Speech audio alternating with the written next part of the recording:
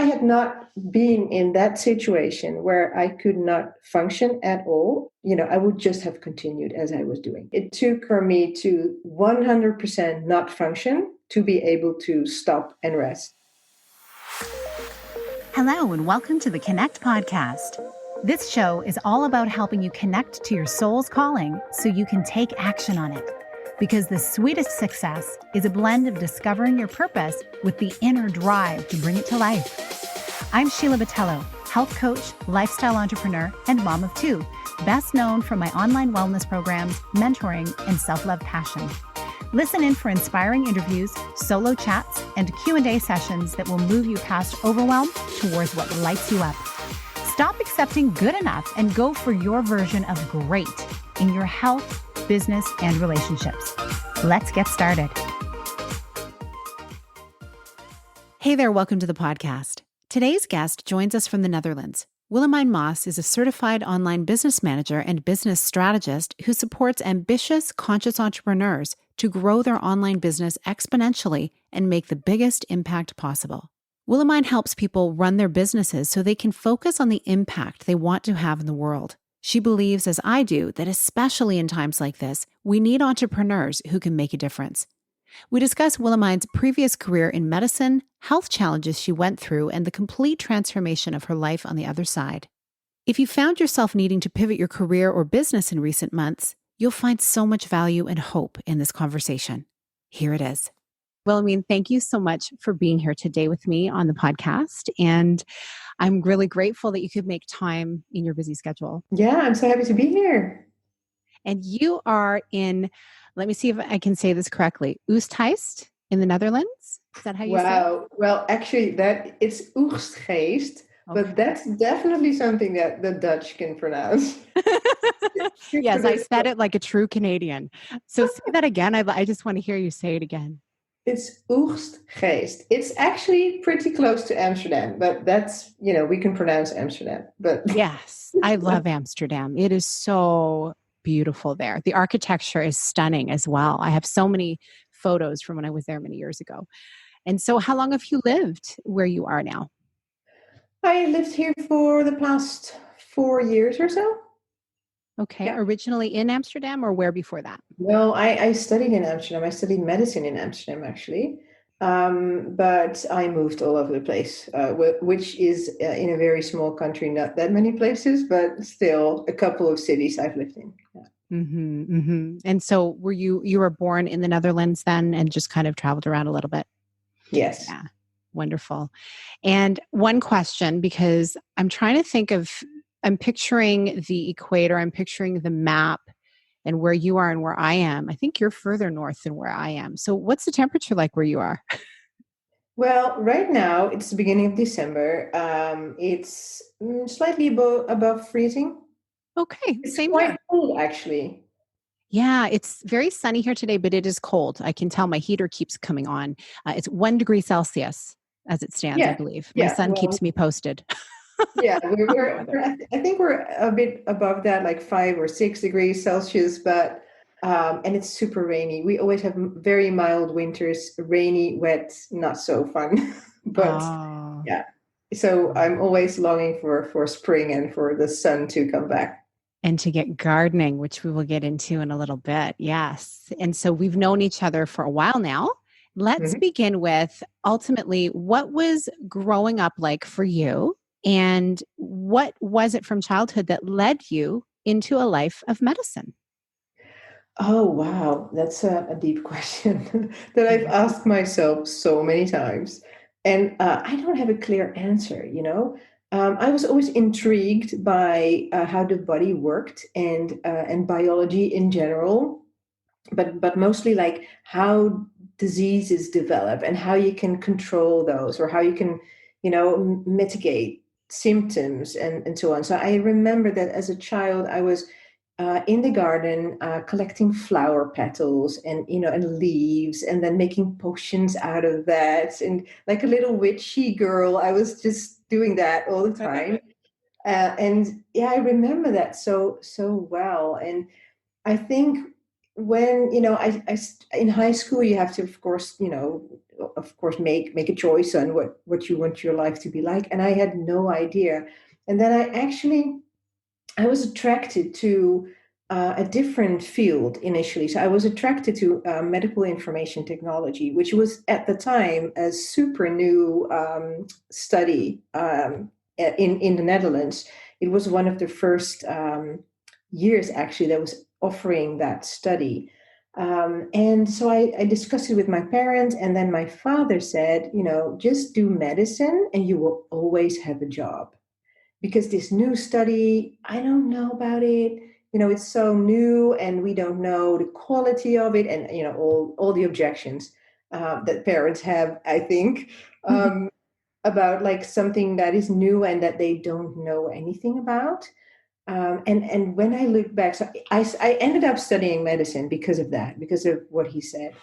And years later, those students from that first year of medical information technology actually developed the MRI technology, and they became billionaires. So oh my goodness. Dad, yeah. what Exactly. were you thinking?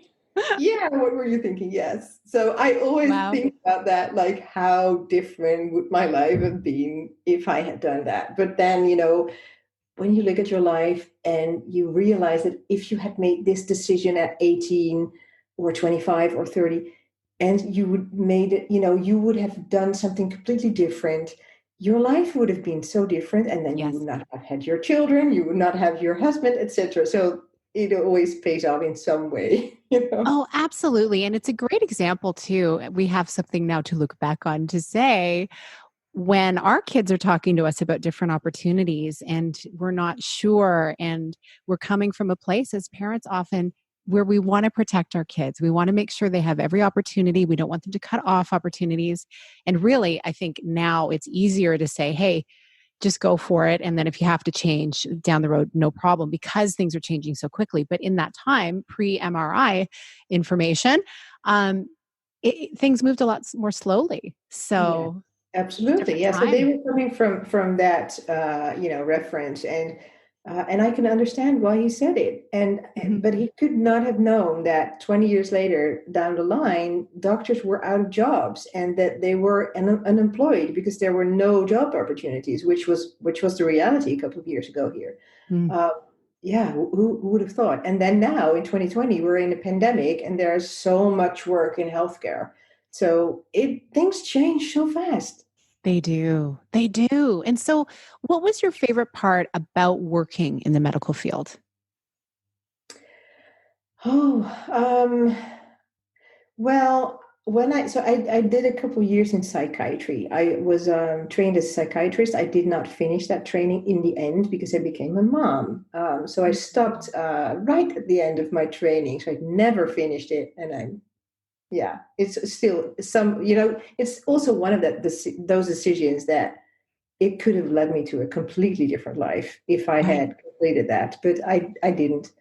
And that was because I was not allowed to work part time, and I wanted to do that so badly. I wanted to be there for my children, Mm. and it was not possible. So the only option that I had at the time was to find another job, which I did. And then I went into donor medicine for a couple of years.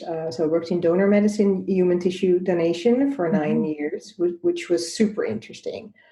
And I think what I loved the most about medicine was that I could be of true service, that I could be that lifeline for someone. And I still remember a couple of my patients, like from that 15 years in total that I was a doctor, situations where I could make the difference in someone else's life, to someone who was super depressed or in the ER in the middle of the night, completely desperate.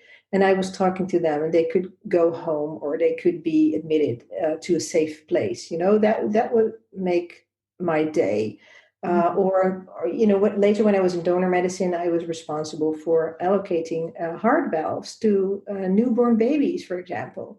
That makes that makes such a difference in the life of a child, in the life of parents, and you also know that someone else, because it was human tissue donation, you all also know that this was a sacrifice that had, unspeakable sadness behind it as well. So, and that I think it felt sacred in a way to me to be able to do that work on a daily basis. Oh, yeah. Wow. When you talked about valves for babies, it gave me pause for a moment because my sister, who has passed away in 2013, worked for a company in Canada that manufactured heart valves. Wow. And, she was on the operations side, but she just felt so passionate about what the company was doing every day. Her reason for going to work was, hey, we're going to help some babies live. We're going to help some families. And ironically, when her own little ones were 2 and 5, she passed away from cancer. So it's like, whew. But hearing you say that, like that, making that connection, we are all so connected.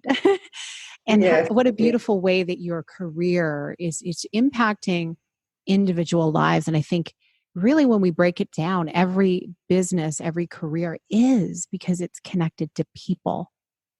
And it's interesting that your degree was in psychology and here you were helping people in the ER and connecting to these families. It's all interconnected. So some of your training from that would have helped you as well to be able to connect with and be empathic towards these patients and clients. Wow. So as much as you enjoyed your time in medicine, you ended up experiencing severe burnout. What Yeah. were some warning signs that you saw when that happened? And what did you heal or what did you do to heal from it?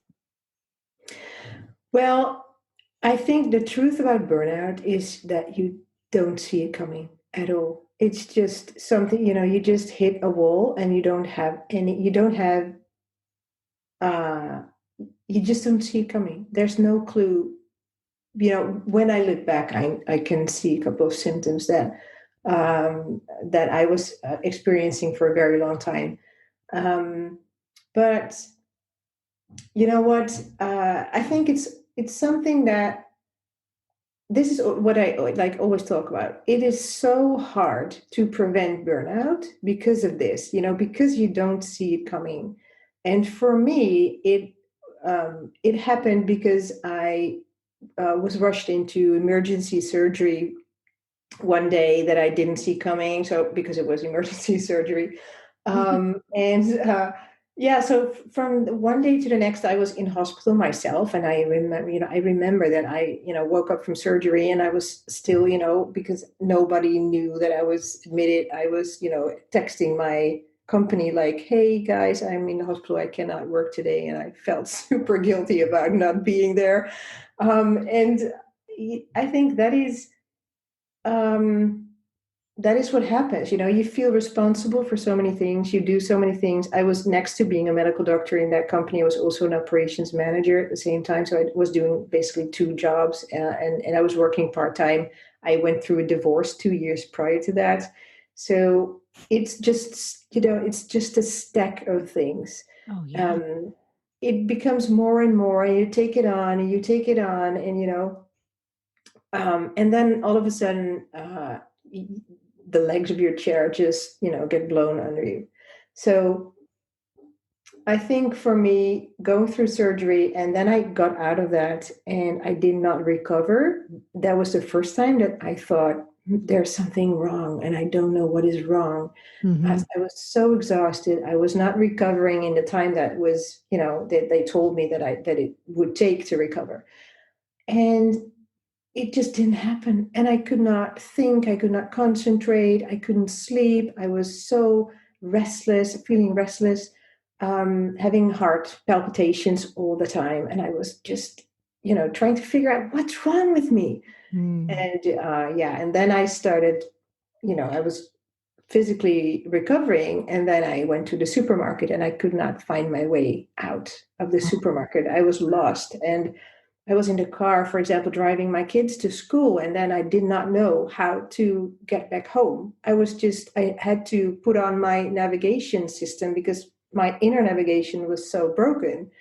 And all those things I could not, at one point, I was in the middle of a move as well. So I just sold my house. I was going to live with my partner, who's now my husband.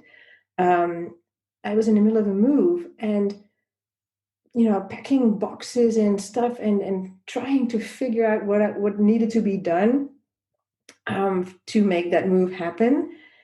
I just could not think, and there was one point I could not even speak. Of course I'm speaking Dutch at home, but I could only speak in English with my husband, and I was not able to speak in Dutch anymore. Oh So my I thought there's goodness. something super wrong. I don't know what it is. Oh, And wow. then so it took me a couple of weeks to figure out, with the help of some medical professionals, like what's happening. And they said, "I think you're burned out." And I was like, "What?" No way. No I way. can't handle that. Oh. Well, it must have been challenging for you to see also because here you are, you've got that strong analytical side that can do, I'm going to basically be working two jobs. I'm going to do this move. You're planning it all. You're in operation. So you have an analytical fixing things kind of mind. And so it probably must have seemed unfathomable to you that Yeah, it your was a brain lot. wasn't working. You relied so much on your brain. Yeah, and so I was not even this was not in my book. It was like burnout, I will never get it. I can do everything. I live by deadlines. It's my zone of genius to be under pressure. And actually it's not. So it took me, and when I look back, I can see that this was happening for, I think, maybe even more than 5 years prior to, really like crashing, because you can, like half crash and then still continue and still go on, or just have a vacation and be okay and then go on. Hmm. But I think in the end, I think the surgery just pushed me overboard. That was just too much for my system to take. And it was just, yeah, that was it. And it took me a full 2 years to recover enough to be able to work again. So I lost my job, I lost my income. And it took a very, very long time before I was able to, make sure that I could earn a living again. And that is why I try to warn people about this, because you need your health to be able to earn an income, to be able to work, to have a business or a job. And luckily, I live in a country where when this happens to you, you get support. Yes. And it's not limitless, but I had the support, and I was able to do nothing except for recovering, and do some trainings, or try to fix my life in a way. Mm. But I'm also aware that there are countries in the world where this is not available, and there's no way you can afford it. When you're burned out and you lose your job. And I'm not talking about like, oh, I'm so stressed, oh, I feel so stressed, oh, I'm a bit exhausted. I'm talking about like real system shutdown, with severe physical consequences. That is something that takes so much time to recover from.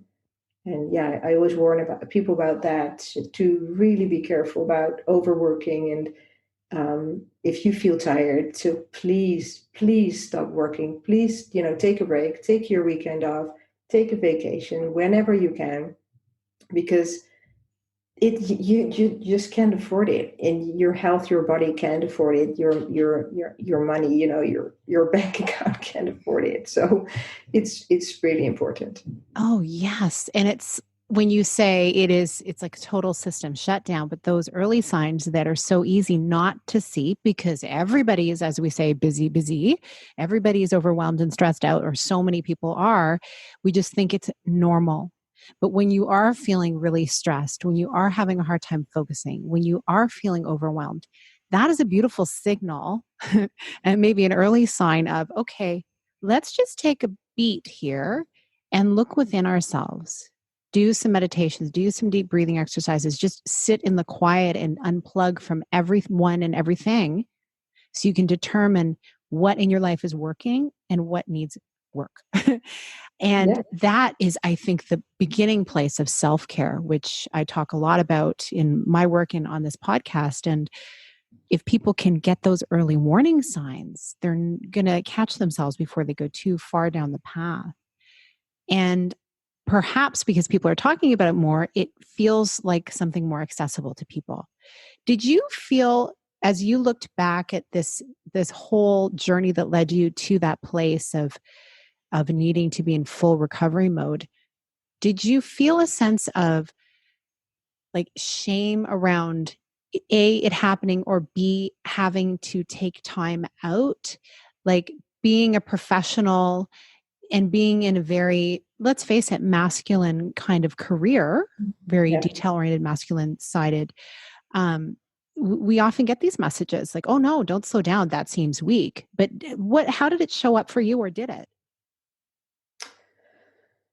I think that when I had not crashed so much, unable to function at all levels, I could not take care of my children. I could not take care of myself. I could not get dressed. I was mixing up the order of getting dressed. So I had to lay out the clothes on my bed, and I was staring at that for 20 minutes. Like, do I put on my sweater first or do I put on my socks first? I have no idea. Wow. I literally had no idea. So that says something about the level of dysfunction. Mm-hmm. So it's called executive dysfunctioning. From a neurological perspective, I could name it, and I could not do anything about it. Wow. Weird. Wow. But yeah, so if I had not been in that situation where I could not function at all, I would just have continued as I was doing. It took for me to 100% not function to be able to stop and rest. It wasn't a choice. It was just, I couldn't do anything else than sit on the couch. Mm-hmm. That was Did it. you pour a lot of grace on yourself? Did you have a support network around you that was just loving you back to health, or were you really relying on your own inner capacity? Well, I think my husband supported me so much. So actually, we got married 3 weeks before this crash happened. Wow.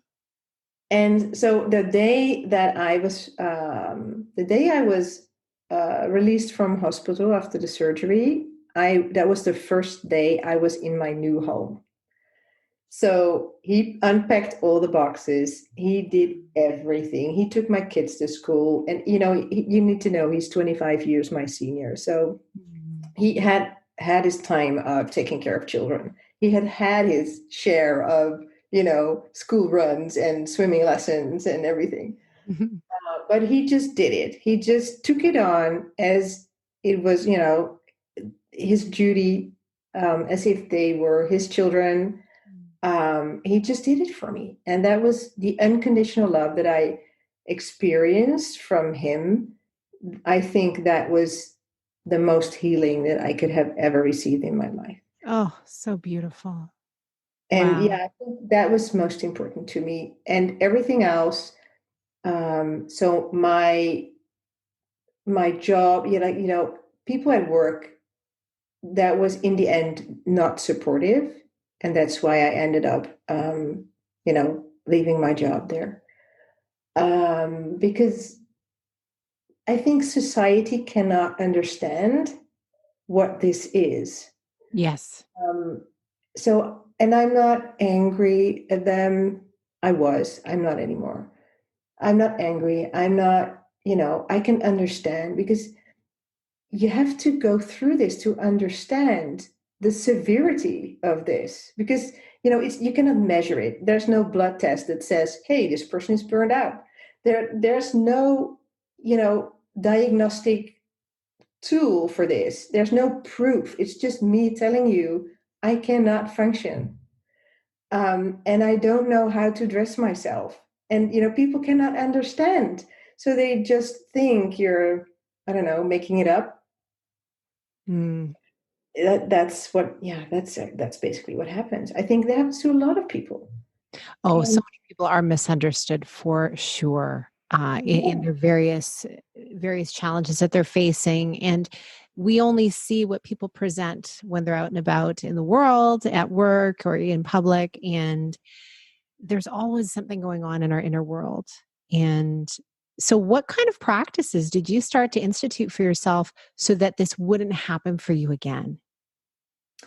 yeah, I think most importantly, I think there are a couple of things. Of course, rest was super important. So in the beginning, I could not do anything. So rest was sort of enforced. And so that did the job, for a very long time. Um, and I also, I tried yoga. I was a yoga teacher. I was trained as a yoga teacher. So I tried yoga. I could not do it. I still can't do it. It's just too hard physically. It's too hard.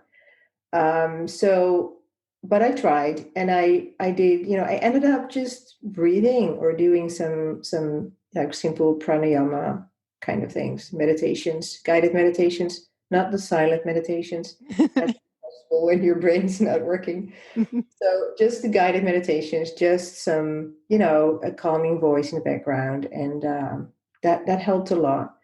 And I think the third thing that I did was only doing what I loved, what made me happy. Only that. Imagine. Is that And really possible, Willie? yeah, really, really nothing else. Nothing else. And in the beginning, I had no idea what it was that I loved to do. I had no idea. So I started super small. I started journaling, and I started writing down, like, okay, I enjoyed the sun on my face today. That was where I started.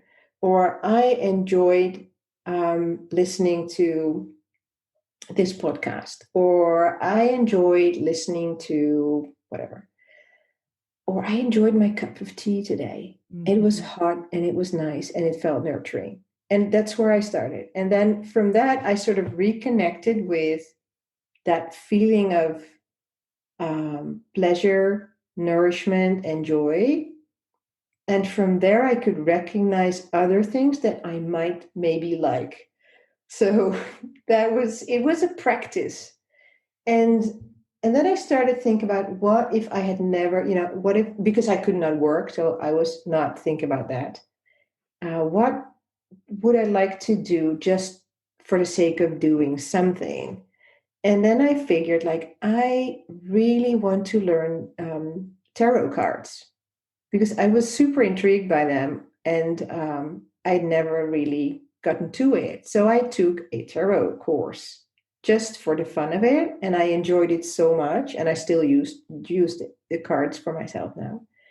And those things, just the things that I liked. And then I thought, I really, really want a garden. I really want a vegetable garden. And it's something that I dreamt of it for a very long time. And on the way to work, so I was going by bike always to work, because the Netherlands, so we do the bike thing. So and I always drove past an allotment complex with like vegetable plots. And I always dreamt of that, like, oh, I would love my own garden. Then I, went to work, and I was feeling miserable there. Um, and then, so I went to that plot just to check out whether they had some plots available. And they said, normally we have a waiting list, but actually we have there will be a new part of the allotment complex opened really soon. Do you want to join? So there was no waiting list. And I said yes, and I started gardening. I started my own garden from scratch, and those things keep me going. And even today, when I don't feel really well, I turn to breathing, turn to my tarot cards, oracle cards, and I go to my garden, and I dig into the earth, and look at sometimes I just stare at my plants, just how they look and how they grow. And there's always this robin coming from the hedge, and I always connect with the robin, like, hey, are you here today too? Aw. And we have this sort of understanding of each other's presence. And yeah, that's what I love to still do, to connect to that place of peace and joy and nourishment for my soul. And I love that there's that connection to the earth and to nature, being in it, at one with it. That is really, really calming to the nervous system. And it's Yeah. interesting that you're experiencing that in a very big way. And I love that your daughters are involved in this process. Now, your daughters watched you transition through all of this. And I'm sure by witnessing your experience, they learned some valuable lessons from what you shared. It really seems like you have reached a place of wholeness in your life. What are conversations like with the girls about this so that you can educate them on what to look for as they're moving forward in their life to feel whole, to feel connected to themselves? Um, I think that what's most important is the behavior we model to our children.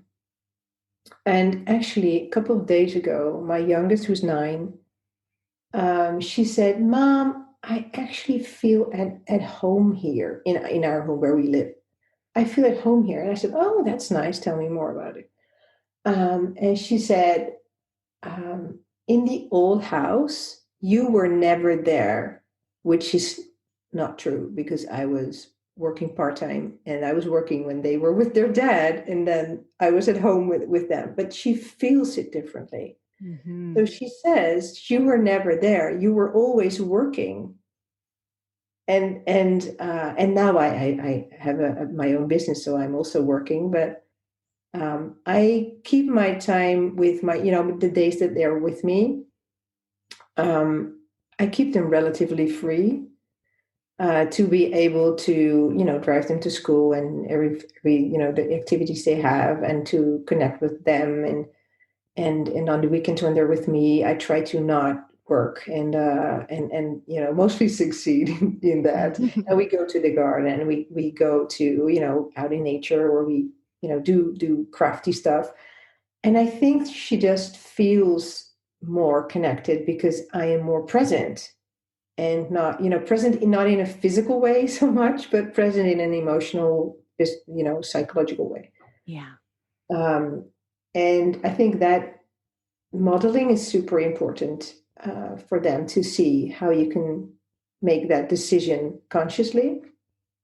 And also, I always try to. So what really kept me going when I was in the darkest of darkest places was that I could always enjoy the smallest things in nature.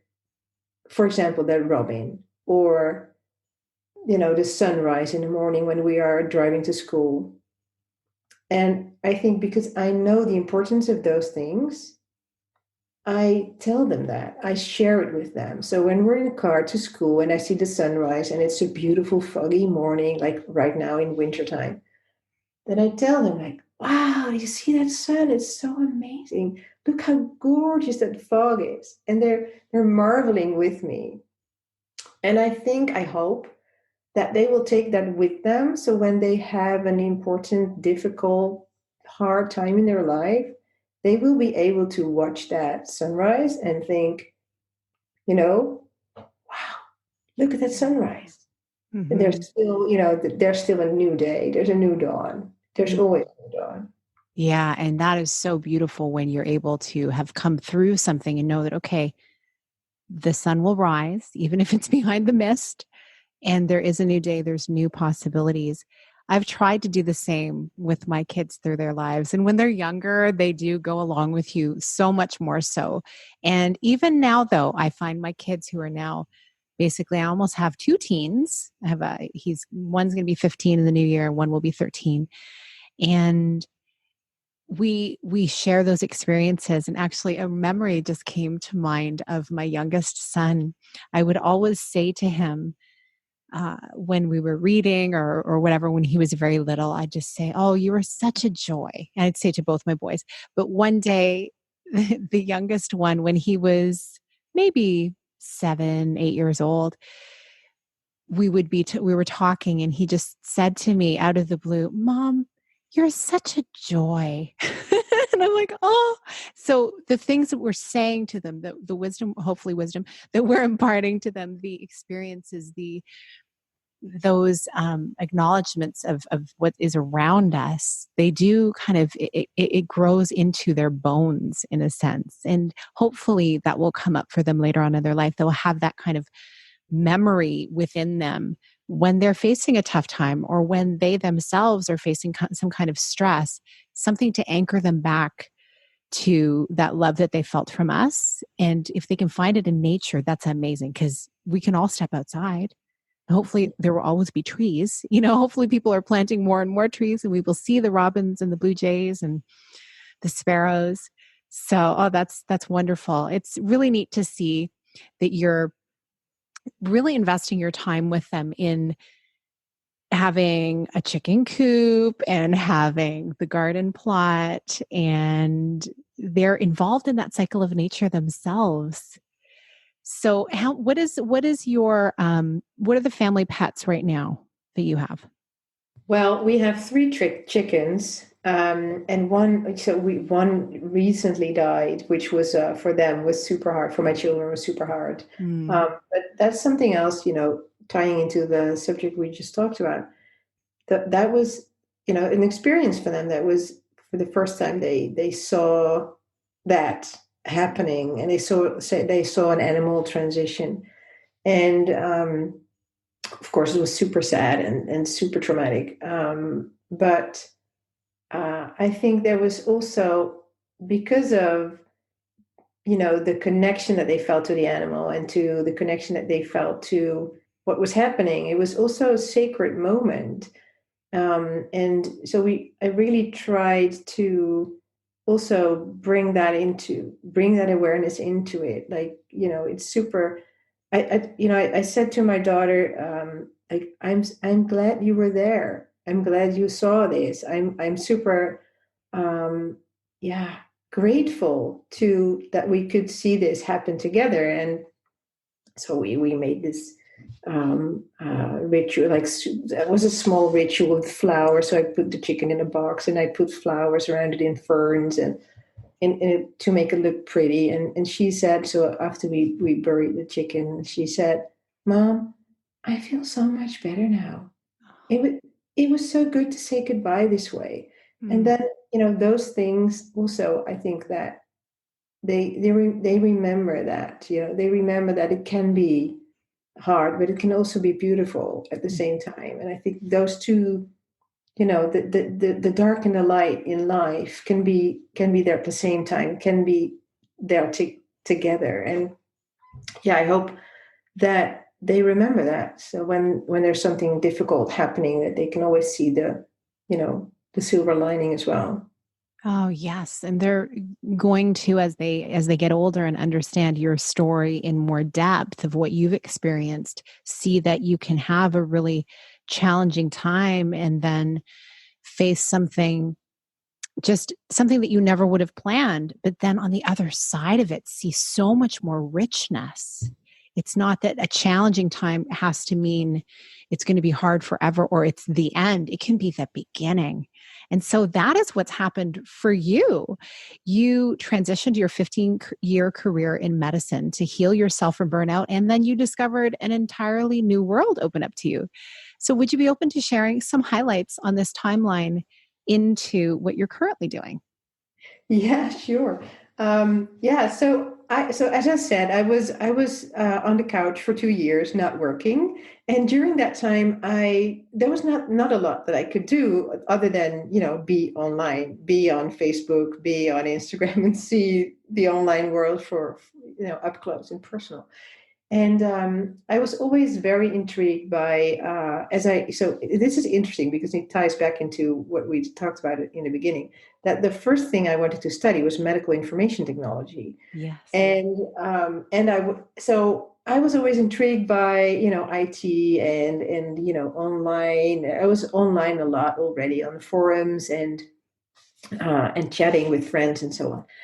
And so when I was recovering, I discovered this world of online businesses, that there were so many people making money online, having businesses, serving clients all over the world. And it fascinated me. Like, how do they do this? And then I, took some trainings uh, and from there, I just wanted that myself. I wanted my own online business because I could do it from home. I could serve international clients. I could connect with so many people from all over the world, and I loved that. So, um, coming from that, I tried to. And of course, I lost my job, so I had to figure out, okay, if I want to start a business, what am I going to do? Because I was not a medical doctor anymore. My registration was not renewed, so there was no way that I could go back to healthcare, even if I had wanted to. Um, and then I figured, hey, wait, I was not only a medical doctor, I was trained a medical doctor, but I was also an operations manager for a very long time in a life sciences company that turned over 4 or 5 million a year. So that experience is not what I was trained in, but it is something that is super valuable. And I started looking for um, a job or a business model that in which I could bring that experience to the table. Like, what could I do with this?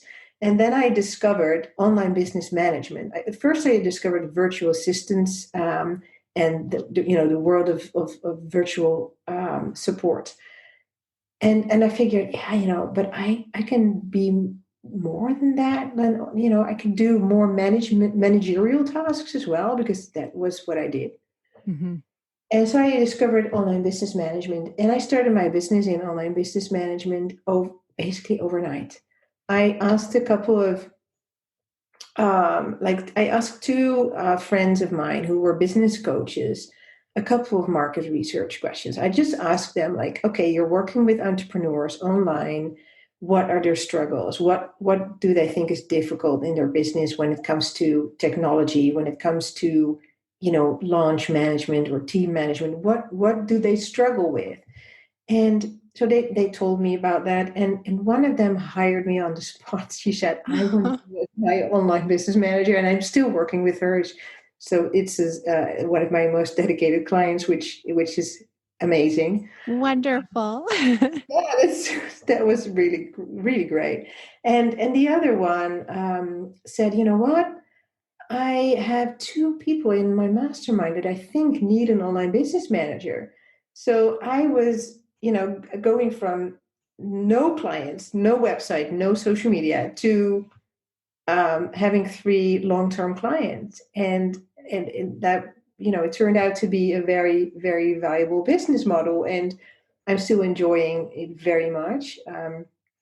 Because I can learn every day. I learn every day. I learn new software, new tools, and new business models, and I just enjoy it so much to be able to bring to the table my love for IT, for technology and software, my love for learning new things, solving problems, being analytical, and at the same time serving and making an impact. And I don't do it like myself, I don't have the impact myself so much, but they, with their business, serve a lot of clients, and and they have amazing businesses that are aligned with my values as well. So through their work, I can make an impact as well, because I bring their business to the next level. And we make sure that the business grows and that more people are served and are helped and supported through their work.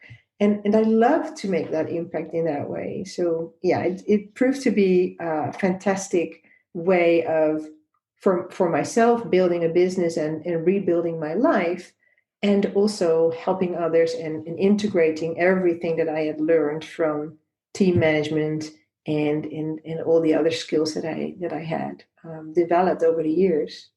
It just all ties together so beautifully.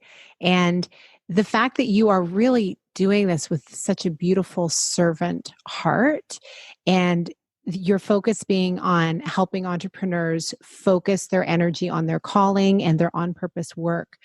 So it's not just you ticking off tasks, there's really a mission behind what you're doing.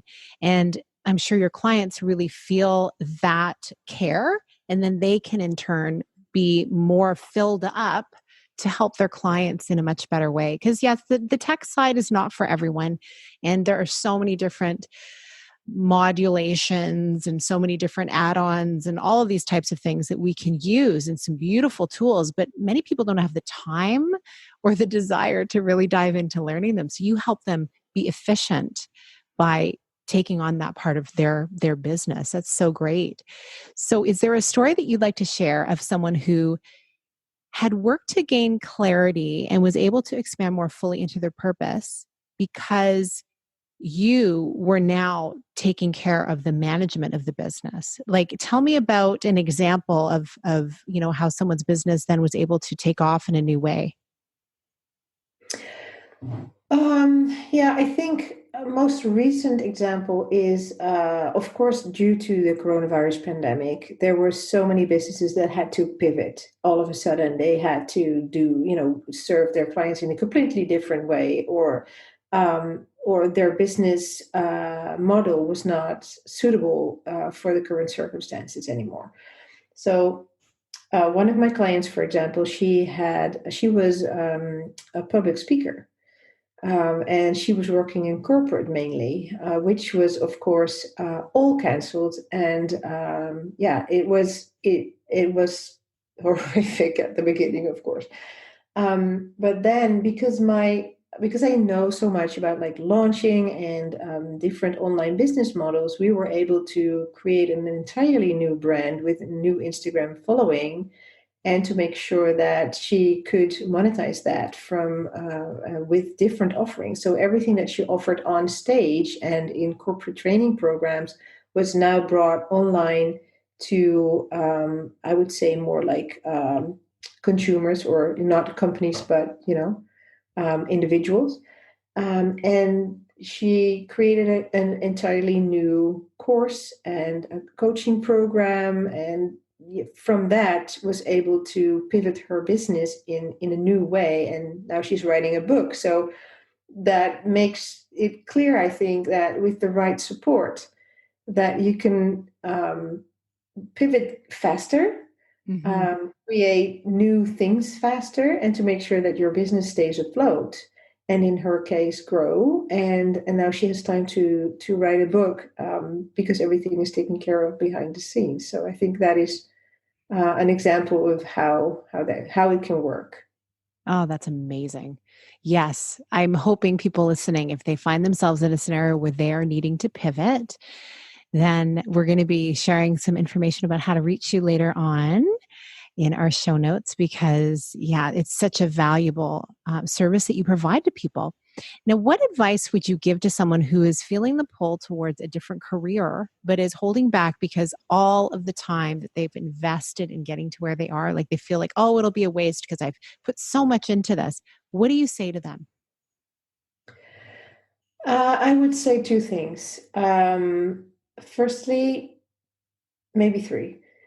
First, firstly, in the end, what is most important is that you do something that you love, because the whatever you've invested, and I've invested and sacrificed a lot, becoming a medical doctor and then losing that, is not something that I signed up for when I started.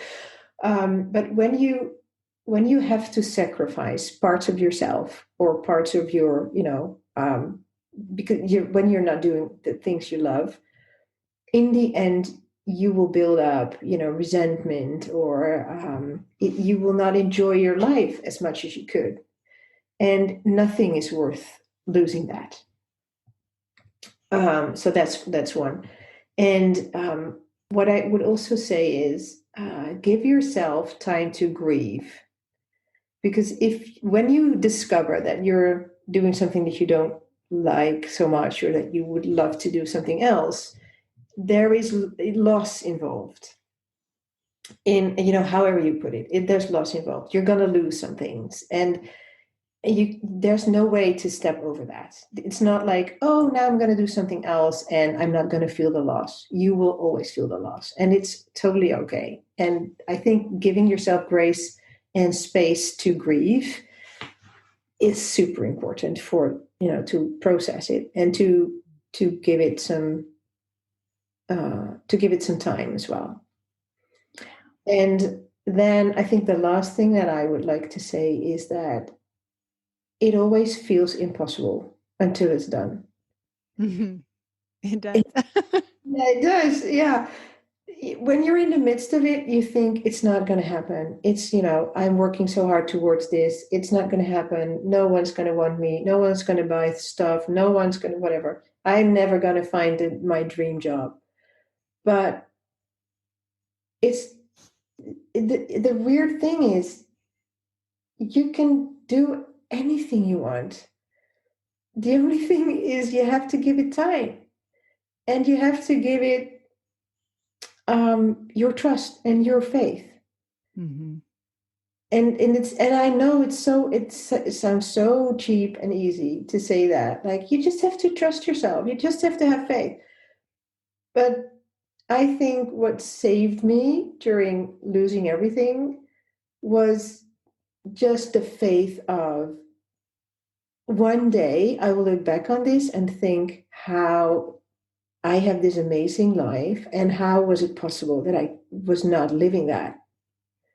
And coming from that place of, I know that the best things are yet to come, and a better place is available to me. That was what kept me going, and it saved me, really. And I think when you can trust that, it makes the difference. That's just, I think, what's most important, that you can feel that there is something else. It's just not there yet, but it's the field of possibilities in front of you. And if you can connect to that, it will happen. That is so good. Let's just let that sit. I think that's a beautiful place for us to end. It can happen. We need to believe it first and give ourselves time. So good. So, Willemijn, what resources do you have to help people elevate the work that they're doing by letting go of all the spinning plates? Tell us where we can find and follow you online, and anything interesting that you want to direct people to resource-wise. Sure. Yeah, you can find me on my website, which is www.willemijnmaas.com. And I think it's best to link it because it's a Dutch name. Will do. And I recently started a Facebook group, which is called Here to Last. We will link that too. It's for business owners, online business owners, who want to grow their business in a sustainable way without burning out, and having more time and freedom to do the things they love. Beautiful. Ooh, that's going to be great for people to tap into. Excellent. I'll make sure we link that below. Well, I'm so happy that you could be here today. It was really amazing connecting more deeply with your story. I'd heard bits and pieces of it before, but I really felt like you walked me through some of that journey, and it was so valuable. I feel like people will come away with some ideas to hopefully avoid burning out, avoid seeing the dark side of overwork, and instead tuning in with how they're feeling so that they can catch themselves first. But I think what also you've just said to us now is allowing yourself the possibility to believe in a future that you actually will enjoy. Doing the work that you love. It is possible. Oh, thank you so much for sharing your story and giving us all hope for what is possible in our lives. Thank you so much for having me. It was a real pleasure. And thank you everyone for joining us today. Willemijn and I would love for you to let us know what resonated for you most from our conversation. So please screenshot this episode and let us know by tagging us at Sheila A. Botello and Willemijn at willemijnmaas.obm. And again, all of the links will be below. So everything will be linked. And we wish you all the best as you live more deeply into your purpose. Big blessings. Thank you so much for being here with me on the Connect podcast. If you like this episode, please share it with someone you think would enjoy it. Also, if you head over to iTunes to leave a review, I'd be so grateful. Let us know what your favorite parts were and what you'd like to hear more of. It will help us have a greater impact, elevating many more people to grow and succeed together. See you next time.